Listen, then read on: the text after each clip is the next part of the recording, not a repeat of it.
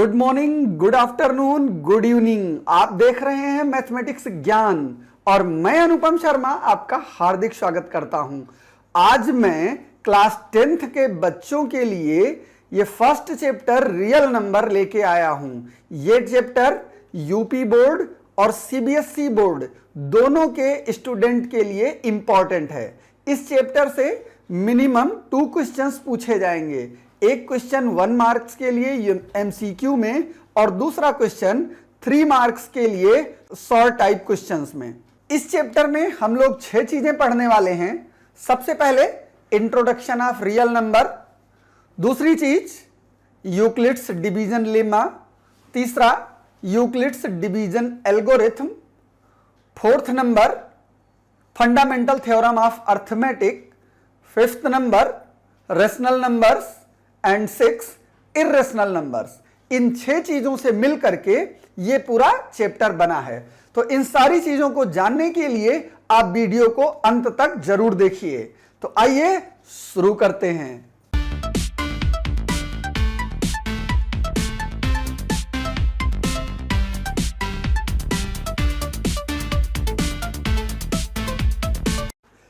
Class 9th में हम लोगों ने इस रियल नंबर चैप्टर को पहले से पढ़ रखा है। वहां पे हम लोगों ने यह पढ़ा था कि रियल नंबर है क्या। वहां पे हमने सीखा कि नंबर सिस्टम को 2 पार्ट में डिवाइड किया गया है, एक रेशनल और दूसरा इर्रेशनल। रेशनल और इर्रेशनल के कंप्लीट कॉम्बिनेशन को रियल नंबर कहते हैं। तो यहां पे हम लोग सबसे पहले रियल नंबर के 2 इंपॉर्टेंट रिजल्ट, एक यूक्लिड्स डिवीजन लेमा और दूसरा फंडामेंटल थ्योरम ऑफ अर्थमेटिक पर डिस्कशन करने वाले हैं। आप जैसे ही अपनी बुक खोलते हो आपको 2 वर्ड्स दिखाई पड़ते हैं, एक यूक्लिड्स डिवीजन लेमा और दूसरा यूक्लिड्स डिवीजन एल्गोरिथम। यहां पे जो 2 ये नए वर्ड मिलते हैं, एल्गोरिथम एंड लेमा। सबसे पहले हमको यही जानने की जरूरत है, what is lemma and what is algorithm. Lemma, it is a proven statement used for proving another statement। Class 9th में हम लोग यूक्लिड्स एक्सियोम एंड पोस्टुलेट पढ़ चुके हैं। यहां पे हम लोगों को यूक्लिड्स डिवीजन लेमा पढ़ना है। And lemma it is a proven statement used for proving another statement. Lemma ये पहले से प्रूव्ड है, एक तरीके से एक्सियोम है जिसका यूज करके हम दूसरे स्टेटमेंट को प्रूव करने में इसका यूज करते हैं। एल्गोरिथम की बात करें, an algorithm is a series of well defined steps which gives a procedure for solving a problem। Algorithm well defined step की एक सीरीज है जिनके कॉम्बिनेशन को हम किसी प्रॉब्लम को सॉल्व करने के लिए करते हैं। यहां पे हम लोग जब लेमा जान चुके हैं तो हमें जानने की जरूरत है what is Euclid's division lemma. अब हम लोग बात करेंगे यूक्लिड्स डिवीजन लेमा के स्टेटमेंट की। For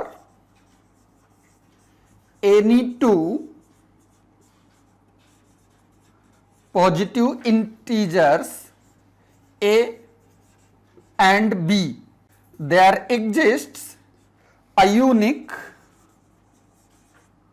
whole numbers q and r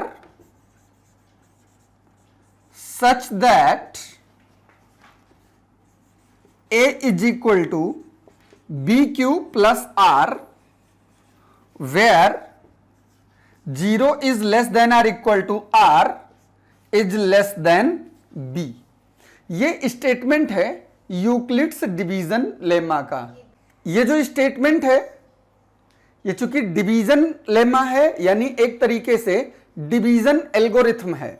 division algorithm सबसे पहले हम लोग क्लास 6 में पढ़ते हैं। वहां पे किसी भी डिवीजन को वेरीफाई करने के लिए डिवीजन एल्गोरिथम यूज किया जाता है। यूक्लिड्स डिवीजन लेमा में जो ये वर्ड्स यूज हुए हैं ए, बी, क्यू एंड आर, इनमें जो ये ए है ये डिविडेंड है, बी जो है ये डिवाइजर है, क्यू कोशिएंट है एंड आर रिमाइंडर है। इसको हम एक एग्जांपल से समझें तो ज्यादा क्लियर हो जाएगा। Let 2 positive integers 37 and 5 if we divide 37 by 5 then। अब यहां पे देखिए, अगर मैं 5 से 37 को डिवाइड कर दूं तो 5 7 जा 35, रिमाइंडर बचा 2। अब आपको यह देख करके याद आ गया होगा कि क्लास 6 7th में जब हम इस डिवीजन का वेरिफिकेशन करते थे तो हम लोग कैसे करते थे?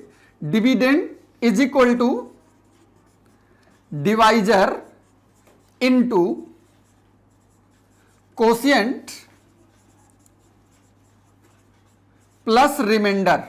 इस फार्मूले को यूज करके हम वहां पे इस डिवीजन को वेरीफाई करते थे। इस फार्मूले को बोला जाता था डिवीजन एल्गोरिथम। क्योंकि यहां पे हम लोग इसका यूज यूक्लिड्स डिवीजन में कर रहे हैं, इसीलिए हम इसको बोलते हैं यूक्लिड्स डिवीजन एल्गोरिथम। इससे आप वेरीफाई कर लीजिए। डिविडेंड यानी जिसको हम डिवाइड कर रहे हैं वो 37 है, डिवाइजर मेरे पास 5 है, कोशिएंट 7 आया है और रिमाइंडर 2 है। इसको आप सॉल्व करोगे, ये दोनों तरफ इक्वल हो जाएगा। इसका मीन्स ये हो गया कि आपके पास कोई भी 2 नंबर्स हो, अगर उनमें से स्मॉलर नंबर से ग्रेटेस्ट नंबर को डिवाइड किया जाए तो ये एल्गोरिथम, डिवीजन एल्गोरिथम वर्क करेगा। यहां पे हम लोगों ने यूक्लिड्स डिवीजन लेमा के केस में डिविडेंड को ए ले रखा है, डिवाइजर को बी ले रखा है, कोशिएंट को क्यू ले रखा है और रिमाइंडर को आर ले रखा है। दूसरी खास चीज जो देखने वाली है, ये जो रिमाइंडर होता है, ये रिमाइंडर हमेशा आप चेक कर लीजिए कि डिवाइजर से छोटा हो रहा है, लेकिन स्मॉलर रिमाइंडर जो होगा वो 0 हो सकता है। 0 मींस जब ये नंबर कंप्लीटली डिविजिबल हो जाए। अभी 37 की जगह पे 35 होता तो रिमाइंडर 0 आ जाता, लेकिन कभी 0 से स्मॉलर रिमाइंडर नहीं हो सकता। इसीलिए हम लोगों ने उसके स्टेटमेंट में लिख रखा है 0 is less than or equal to r which is less than b. यानी कि रिमाइंडर जो भी हमारे पास यूज होगा वो हमेशा 0 और बी, 0 तो हमेशा 0 ही रहेगा, बी मींस डिवाइजर। 0 और डिवाइजर को के बीच का कोई भी नंबर रिमाइंडर हो सकता है। इस स्टेटमेंट का यूज हम लोग जब कोई क्वेश्चन प्रूव करने के लिए यानी बड़े क्वेश्चंस में करेंगे। अब हम लोग ये जानते हैं कि इसका यूज क्या है। Uses of Euclid's division algorithm. It is very useful to find HCF of two positive integers. तो जब हमको यह पता चल गया है कि इसका यूज जो है हम लोग एचसीएफ फाइंड करने के लिए करेंगे, तो हमारा यह जानना जरूरी है कि इस एल्गोरिथम का यूज करके हम एचसीएफ कैसे फाइंड करेंगे। इसके लिए मैं आपको कुछ स्टेप दिखाता हूं। एचसीएफ फाइंड करने के लिए हम लोग लेट कर लेते हैं, let a and b are two positive integers with a is greater than b. तो जब ए और बी में से बी छोटा है और ए बड़ा है, इसका मीन्स ये हो गया अगर मैं इसको डिवाइड करना चाहूं तो मैं बी से ए को डिवाइड कर सकता हूं। तो अगर मैं बी से ए को डिवाइड करूंगा तो बी का टेबल मुझे कुछ किसी भी टाइम, किसी नंबर के टाइम या किसी कांस्टेंट टाइम पढ़ना पड़ेगा। सपोज करिए वो कांस्टेंट टाइम क्यू है, तो जब मैं बी को क्यू से मल्टीप्लाई करूंगा तो मुझे कुछ रिजल्ट मिलेगा और फिर इसको सब्ट्रैक्ट करने पे मुझे कोई रिमाइंडर बचेगा। ये डिवीजन का प्रोसेस होता है, यानी कि जब भी हम एल्गोरिथम अप्लाई करेंगे तो हमेशा यही प्रोसेस यूज होता है। स्टेप फर्स्ट जो होगा वो होगा by applying division algorithm we get a is equal to b q plus r for some whole numbers Q and R। यहां पे होल नंबर इसलिए लिया गया है क्योंकि Q एंड R की जो वैल्यू होगी वो कभी नेगेटिव नहीं हो सकती। ये हमारा फर्स्ट स्टेप है।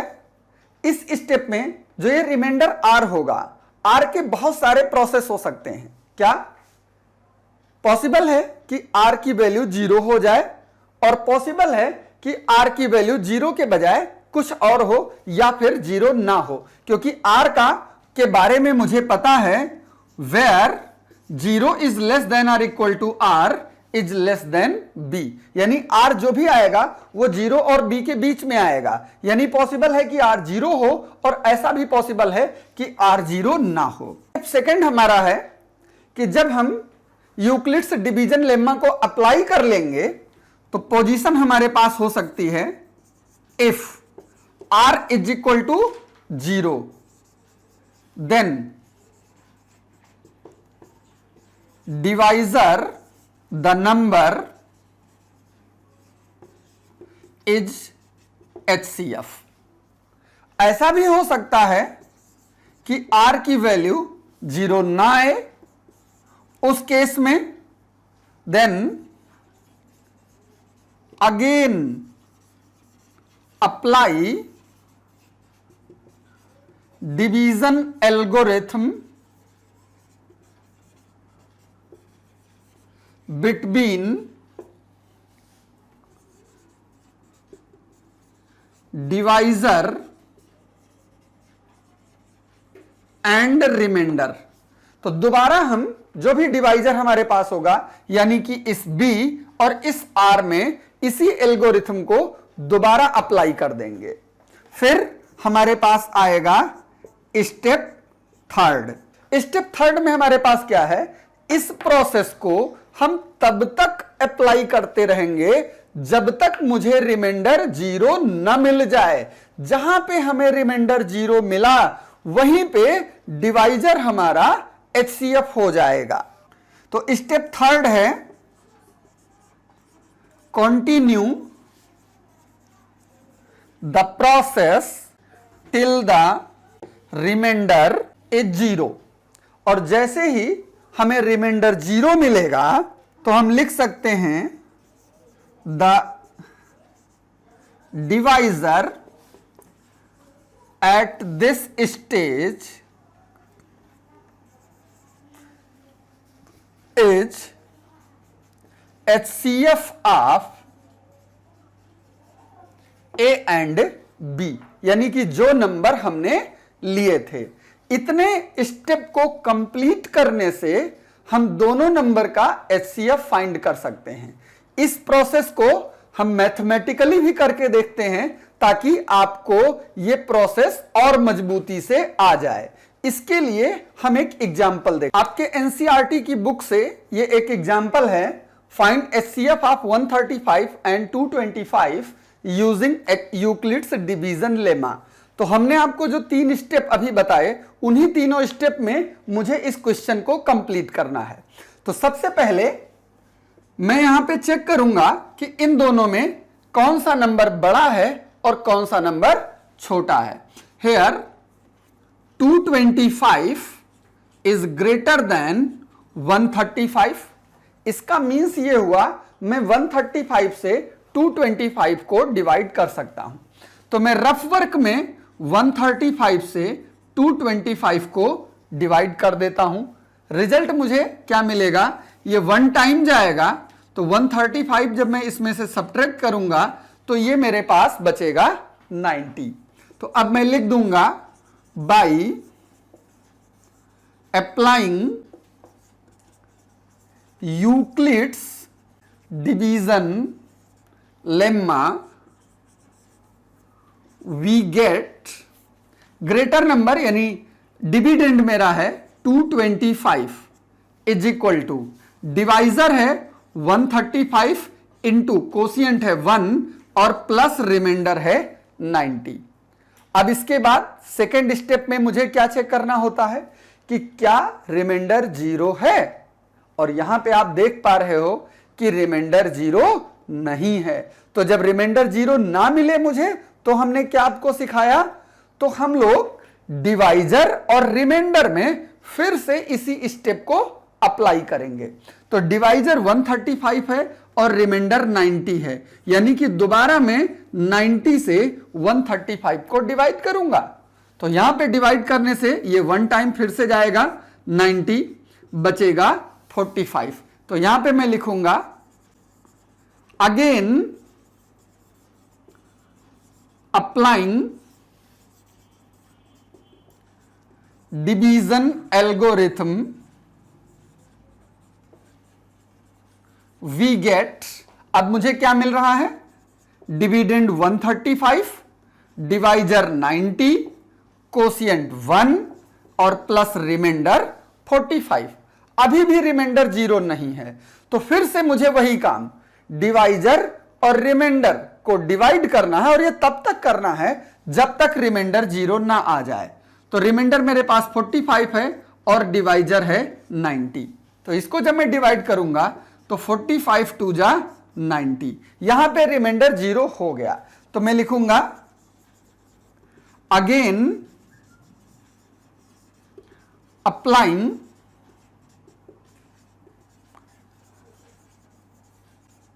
Division algorithm we get dividend 90, divisor 45, quotient 2 और रिमाइंडर 0।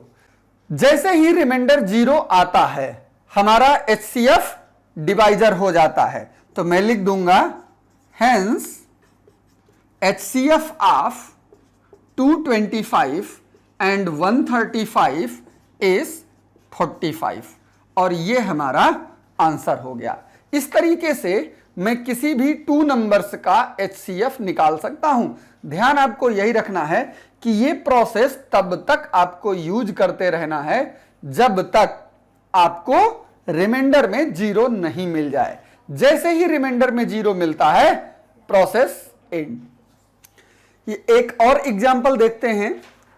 इस टाइप के क्वेश्चन बोर्ड एग्जाम में 3 मार्क्स के लिए पूछे जाते हैं। ये बहुत ही आसान क्वेश्चन होते हैं, लेकिन एक बार आपके माइंड में बैठ गए तो, चूंकि इनको थ्योरिकल प्रूव करना होता है, इसलिए आपको बहुत ध्यान से देखने की जरूरत है।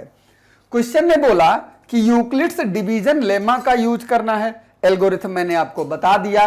अब शो करना है कि square of any positive integer, कोई भी मैं पॉजिटिव इंटीजर लूं, तो जब कोई भी मुझे पॉजिटिव इंटीजर लेना है तो उसके लिए मुझे इंटीजर तो पता हो। तो मैं लेट कर लूं कोई पॉजिटिव इंटीजर, और वो 3m + 3m + 1 के फॉर्म में होना चाहिए। यानी कि यहां से मुझे ये हिंट मिल जाता है कि मेरा डिवाइजर क्या होने वाला है। तो 3m + 1 के फॉर्म में लेना है, यानी कि मेरा जो डिवाइजर होगा, यानी जो b होगा, वो 3 होने वाला है। तो मैं लेट कर लेता हूं, let a b any positive integer and b is equal to 3, then by Euclid's division lemma a is equal to bq plus r होता है, where 0 is less than equal to r is less than b।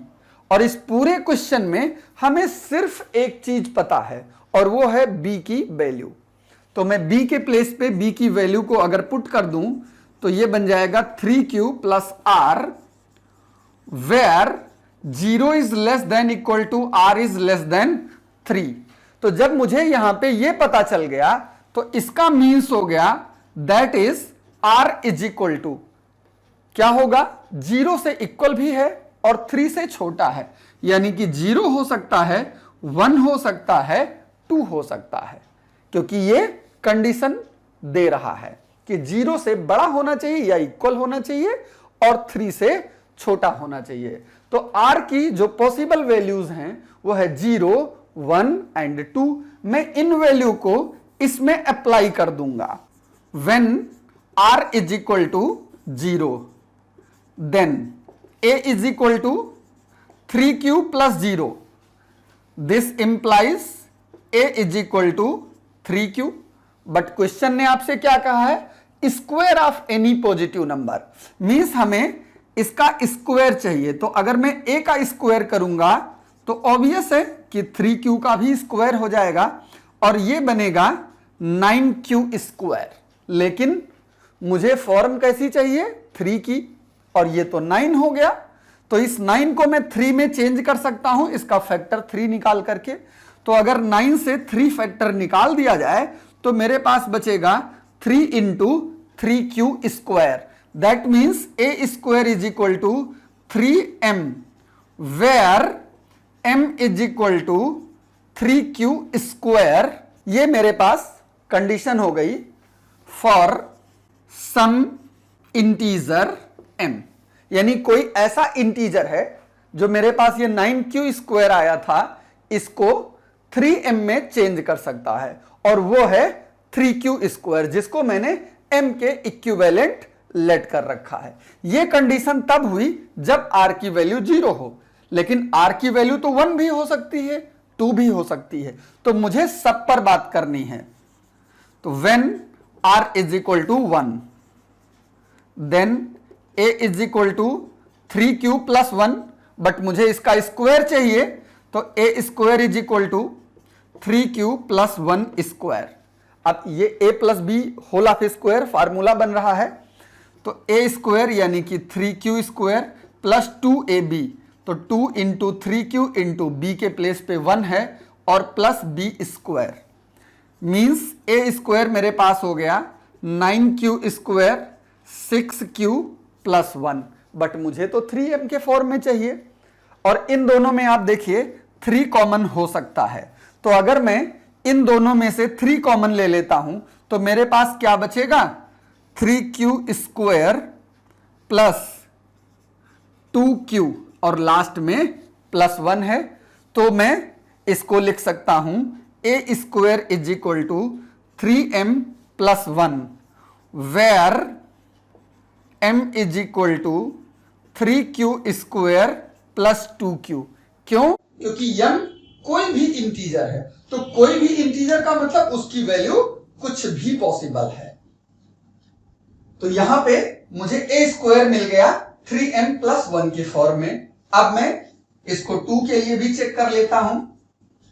When r is equal to 2 then a is equal to 3q plus 2, this implies अगर मैं a square करूं तो ये बन जाएगा 3q plus 2 square. अब इसका स्क्वायर सॉल्व करिए, 3q स्क्वायर प्लस 2a और b और प्लस b स्क्वायर, यानी ये a स्क्वायर हो गया 9q square plus 12q plus 4। अब यहां पे एक और प्रॉब्लम आ गई, इन दोनों में तो 3 कॉमन है और ये नंबर 3 से बड़ा है, तो रिमाइंडर कभी 3 से बड़ा नहीं हो सकता, क्योंकि रिमाइंडर 3 से छोटा होना चाहिए, क्योंकि भाई ये डिवीजन एल्गोरिथम है। तो मुझे इसको 3 से छोटा करने के लिए इसमें से 3 अलग करना पड़ेगा। तो इसको मैं लिख सकता हूं 9q square plus 12q plus 3 and plus 1, और ये जो मैंने ब्रैकेट में लिख रखा है इसमें से अब मैं 3 कॉमन ले लेता हूं। तो मेरे पास क्या बचेगा, 3q square plus 4q plus 1, और ये बाहर 1 है, तो इसको अब लिखा जा सकता है 3m plus 1, where m is equal to 3q square plus 4q plus 1। अब यहां पे हम लोगों ने खास चीज क्या देखा कि r की वैल्यू अगर 0 होता है तो पॉजिटिव इंटीजर का स्क्वायर 3m आता है, r की वैल्यू अगर 1 होती है तो पॉजिटिव इंटीजर का स्क्वायर 3m प्लस 1 आता है, r की वैल्यू अगर 2 होती है तो पॉजिटिव इंटीजर का स्क्वायर 3m प्लस 1 आता है। और आपका क्वेश्चन यही तो बोल रहा था कि square of any positive integer is either of the form of 3m और 3m प्लस 1। बस मेरा काम हो चुका, मैं लिख दूंगा hence square of any positive integer is of the form of 3m और 3m प्लस 1, और यही आपको प्रूव करना था। इस तरीके का एक क्वेश्चन बोर्ड एग्जाम में 3 और 4 मार्क्स के लिए पूछा जाता है। ये क्वेश्चन की लेंथ पर डिपेंड करेगा। पॉसिबल है कि अभी यहां पे 3 के बजाय 5 या 6 या 7 आ जाता, तो सीधी सी बात है r के पॉसिबल वैल्यू और ज्यादा होते। तो जितने ज्यादा r के पॉसिबल वैल्यू होंगे, सीधी सी बात है क्वेश्चन की लेंथ उतनी ही बड़ी होती चली जाएगी। लेकिन थोड़ी सी आप प्रैक्टिस करके इसको आसानी से कर सकते हैं। इस तरीके के आपकी एक्सरसाइज में 2 क्वेश्चन और दिए हैं, उनको आप लगाइएगा। अगर कोई प्रॉब्लम होती है तो व्हाट्सएप नंबर के साथ कमेंट बॉक्स में कमेंट जरूर करिएगा। इससे फायदा क्या होगा कि मैं आपको उस क्वेश्चन का सॉल्यूशन आपके व्हाट्सएप नंबर के थ्रू भेज सकूंगा। हम लोगों ने यूक्लिड्स डिवीजन लेम्मा का यूज करके एचसीएफ निकालना सीख लिया है। कई बार ऐसा भी पोजीशन होता है एलसीएम भी निकालना पड़ सकता है। एलसीएम निकालने के लिए जो प्रॉपर तरीका है प्राइम फैक्टराइजेशन, उसका यूज हम लोग अगली एक्सरसाइज में करेंगे। फिलहाल यहां पे हम लोग 2 चीजें सीखते हैं, एक एचसीएफ और एक एलसीएम, और इनकी मीनिंग आप जानते हैं क्या होता है। एचसीएफ की अगर हम बात करें तो ये होता है हाईएस्ट कॉमन फैक्टर। एलसीएम की बात करें तो ये होता है लीस्ट कॉमन मल्टीपल। इसका मीन्स ये हो गया, एचसीएफ का यूज हम उस समय करते हैं जब क्वेश्चन में कोई ऐसी वैल्यू पूछी जाए जो हाईएस्ट हो, यानी मैक्सिमम वैल्यू पूछी जाए, तो हमें एचसीएफ का यूज करके क्वेश्चन सॉल्व करना होता है। लेकिन अगर क्वेश्चन में हाईएस्ट के बजाय लीस्ट वैल्यू पूछ ली जाए, स्मॉलेस्ट वैल्यू पूछ ली जाए, तो फिर हम एलसीएम का यूज करते हैं। बट एक्चुअल में जब हाईएस्ट पूछा जाएगा तो आंसर छोटा आएगा, और जब लोएस्ट पूछा जाएगा तो आंसर बड़ा आएगा। इसको भी हम एक एग्जांपल से देखते हैं। आपके सामने एक क्वेश्चन लिखा हुआ है। इस तरीके के क्वेश्चन जब बोर्ड एग्जाम में आते हैं, तो जब मैंने बोर्ड एग्जाम की कॉपी चेक की है तो मैंने देखा है कि वहां पे बहुत सारे बच्चे ये समझ ही नहीं पाते कि ये क्वेश्चन है कौन सा और इसमें करना क्या है।